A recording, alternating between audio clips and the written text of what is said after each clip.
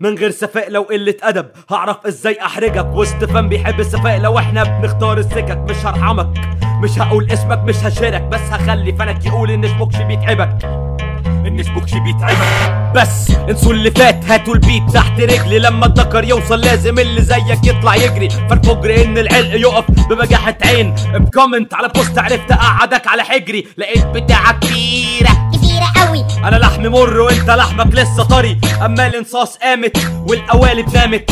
كورس ايه يا ابو شخة؟ كورساتك زي كابتن الماجد. من ناحية اني غني فانا ممكن اشتريك واشتري محمد اسامة قرد راجع من المكسيك. ما سمعتونيش بغني دس ازاي عليا تحكموا. نرجع بالتاريخ لورا اللي تحت ايدي بفرمه. تسجيلك سيء جدا تعالى سجل عندي. بس بشرط ايه الحساب هتدفعه ويركبك هندي. هات اعمل لك مكساج، قصدي تعمل لي مساج. كورساتك كلها زعيق ما تزعجناش. ما بتنزلش الشارع ليه؟ ما بتظهرش بينا ليه؟ عشان شاسو خايف لسوزك يظهر يا بيه.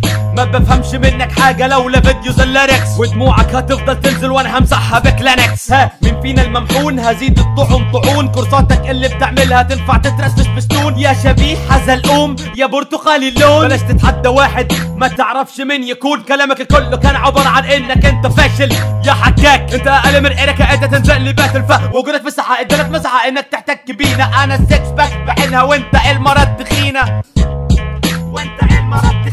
صراحة الواحد ما كانش عاوز ينزل نفسه المستويات، بس كان لازم اثبت للزياطين اللي عندك ان اقدر افشخك. وبمناسبة اني غني معكش سجارة فرد.